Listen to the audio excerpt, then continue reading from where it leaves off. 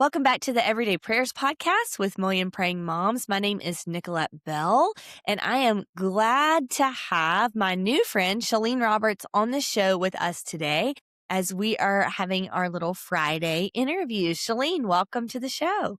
Thank you so much, Nicola. I am so truly honored to be here. So I really appreciate you giving me the time. Yeah, I'm glad to have you. So, Shalene has a book coming out next month, and we are really excited about it. Shalene, tell us about your book, the title of it, and kind of what it is about. Yeah, so it's called When Mothering is Hard and No One Sees, where gritty meets glorious and God's eternal plan for moms. And it's all about just helping moms understand. We go all the way back to the garden in Genesis, and we look at motherhood from the very beginning and we follow it through to today. And we really look at God's plan for moms and what that means for each of us, where we are in the here and the now. Yeah, she and I just prayed before this episode, full disclosure. And I said to her in my prayer, like, I had a night last night that it felt like when motherhood is hard and no one sees. I just identify so much with that title. It makes me just so drawn to your work and to your writing because that's how I feel so much of the time. And you've captured that in the title, like maybe even a feeling that I didn't know how to put words to. Yeah, And yeah, you kind of gave me words for the way I was feeling, even last night, yeah, and my husband's sick and just not feeling well. We have a newborn yep, and there were dishes in the sink yep, and he yep, wasn't yep, settling down. And my husband yep. went to bed because he's exhausted and sick and working through. And my 4-year-old was laying there and I could see her on the monitor just with her eyes wide open in bed. I'm like, we're Sweet falling thing. apart over I here. know. And not anything extraordinary, just these ordinary things of life that I just felt like, wow, tonight it's really hard and Yeah. nobody sees. So talk to us about where that title came from and what it really meant in your life or where that came out of in your life. Yeah.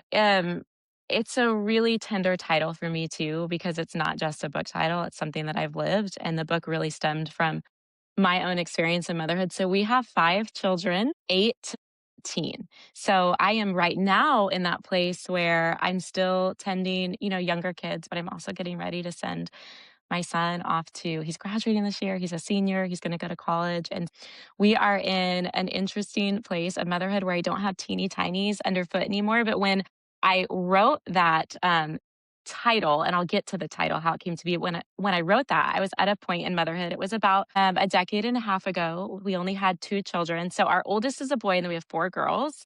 And so we had our son. I think he was maybe 3, and then we had our daughter, second born, and I think she was maybe 1. And I was just at that point in motherhood where I had been a magazine editor and a writer, and so much of my value and my worth had really been tied up in my job Mhm. description. And before that, it was performance with college or school or whatever.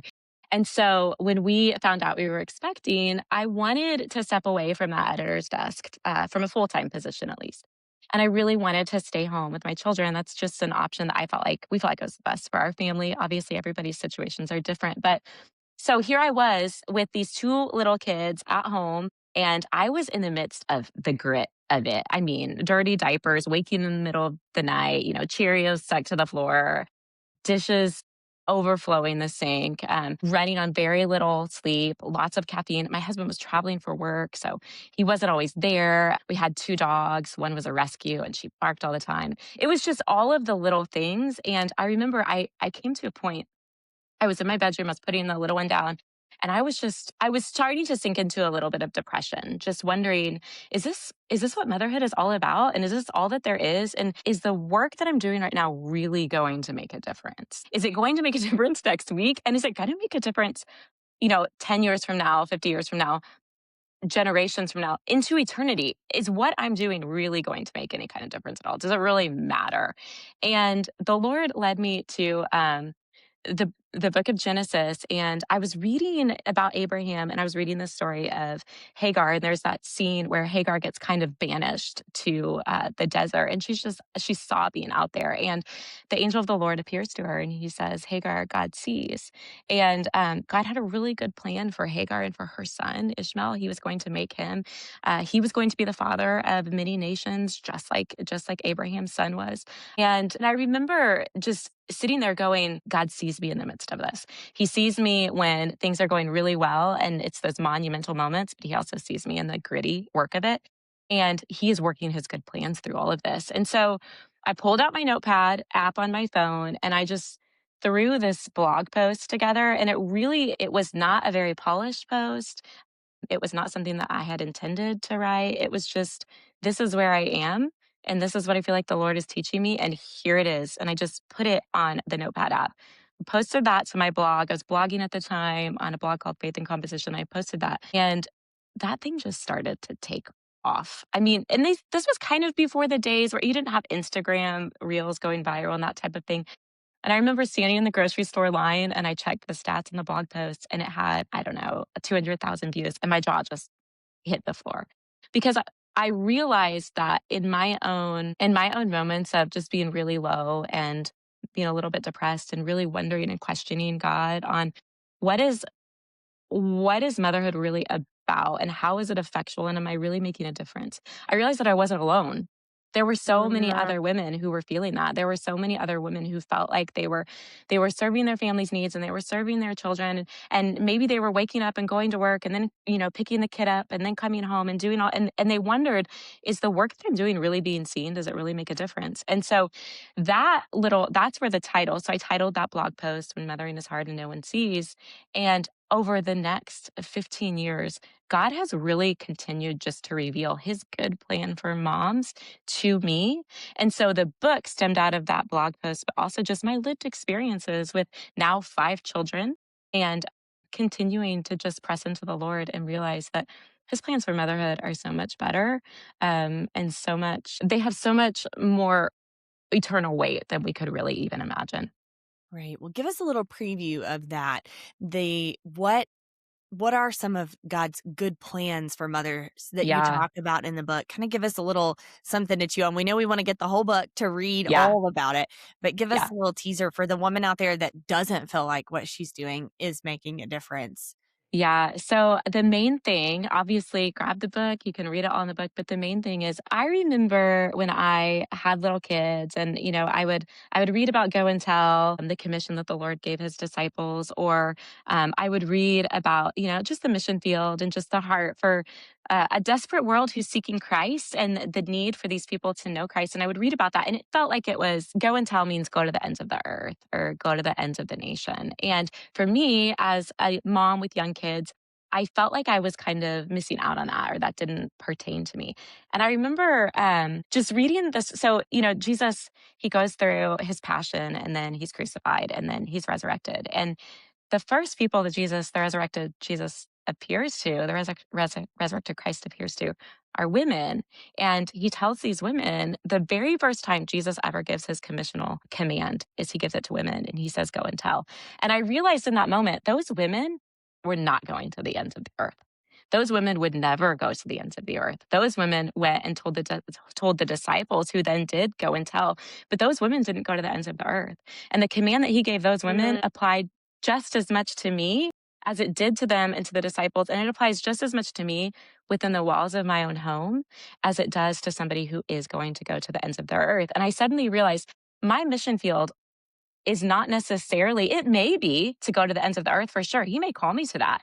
But my mission field is not necessarily to go to the ends of the earth, but it absolutely, as a mom, my mission field is to go to the ends of my own home. And I Mm. started to realize that motherhood is really a call to discipleship. God has given us a mission field right in front of us. And so many times we are so busy and we are so distracted. And there is an enemy of our souls. I have a whole chapter on that. We dig into that pretty deeply. There's an enemy of our souls who wants to deceive us and he wants to distract us. And we fall prey to that pretty easily. And so it's really easy in our society today with so many messages bombarding our hearts and our minds to miss the mission of motherhood and just to go through the motions of it. In reality, God has called us when He sent His Son to earth to put on flesh, He sent His Son to come through the vessel of a mom. And so, as moms, certainly, I am not saying that we take on the same role as Mary. That's not what I'm saying. However, He has ordained and purposed moms to take on a missional role in the in the redemption of his people. If we could understand that, if we could really, if we could open our eyes to that and we could realize that and just be aware of the kingdom around us and the calling of God upon us and the Holy Spirit within us, we could have a really effectual ministry. So I just have a real heart for moms to understand that we have ministry in a mission field right in front of us with our children.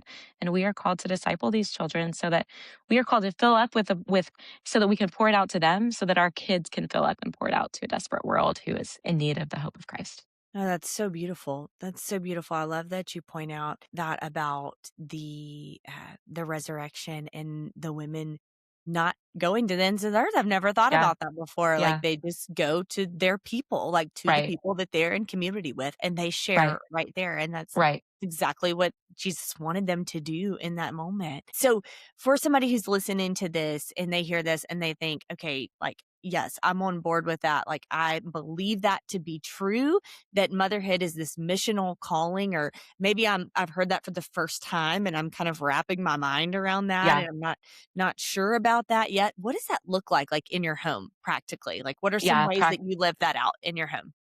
Yeah, so it obviously changes based on the stages of your children. I think um, I was just saying this yesterday in Bible study because I'm leading a group of women at my church. We're going through the book.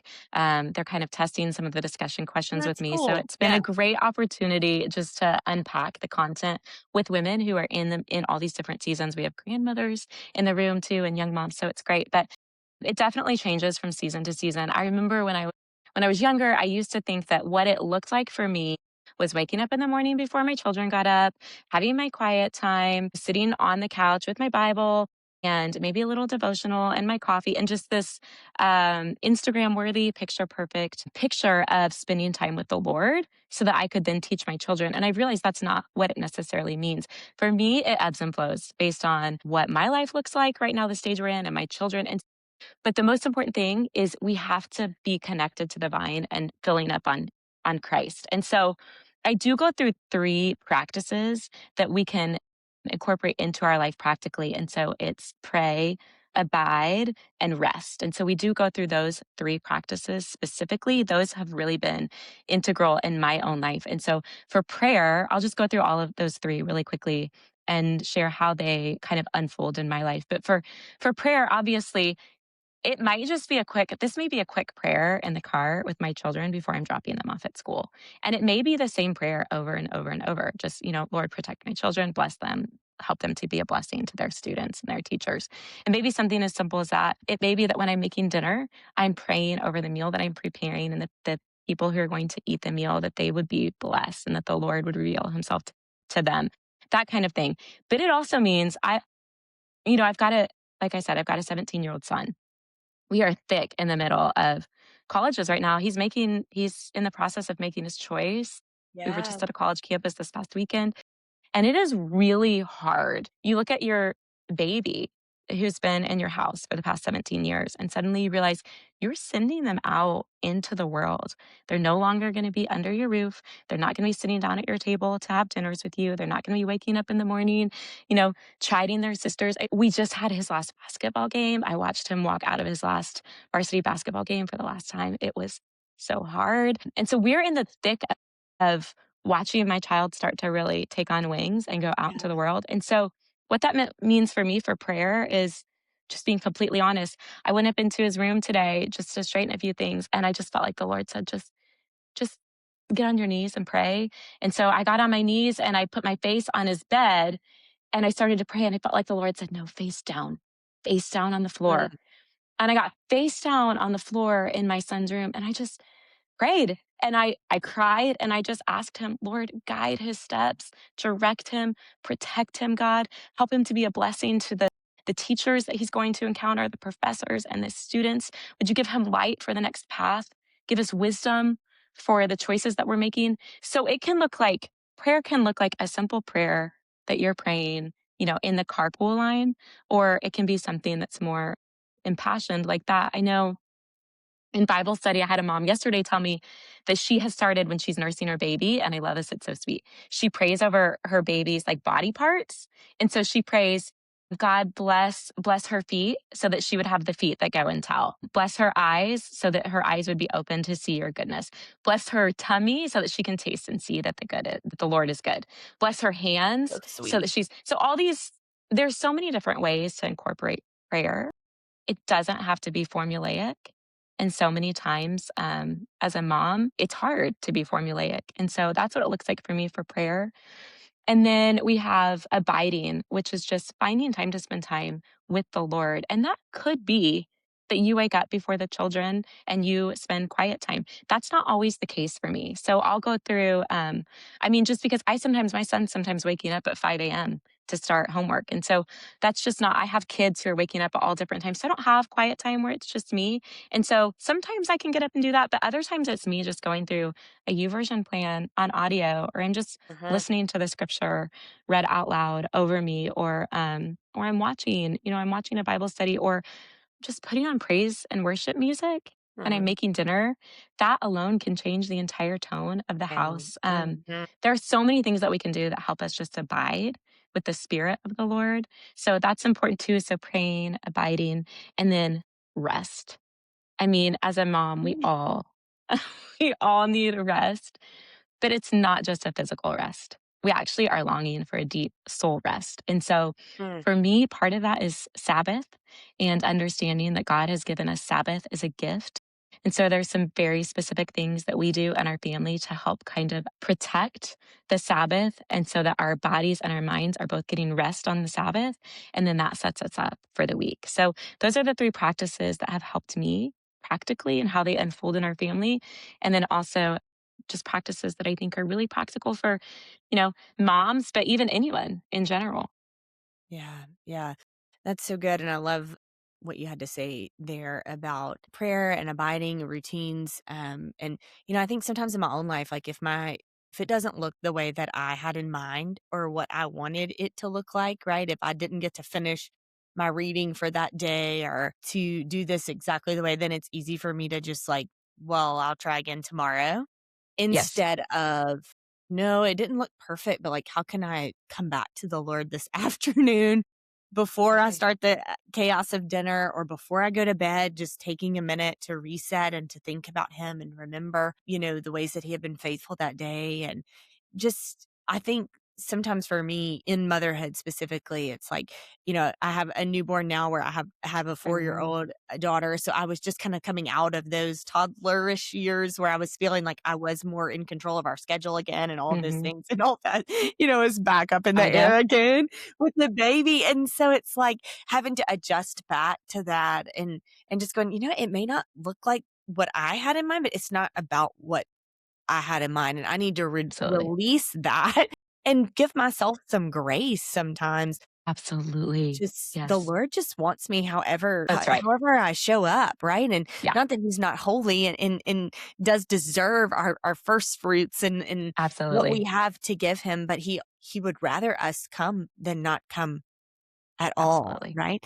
And Absolutely. so I Yes. just keep having to I feel like I've been telling myself that lately of going, "Okay, like, it maybe didn't look like that today, but, like, keep connecting, keep abiding, keep Absolutely. coming back to the vine, to the source of nourishment, because I think so often we can just go, "Ah, no, it's okay," or "I'll just try again tomorrow," and then tomorrow comes and the same thing happens, and then we look out and we're a week out from Yeah, spending any time with the Lord or praying at all because the prayer didn't look like what we thought it was gonna look like. It's like, no, we just have to keep showing up even that's when it right.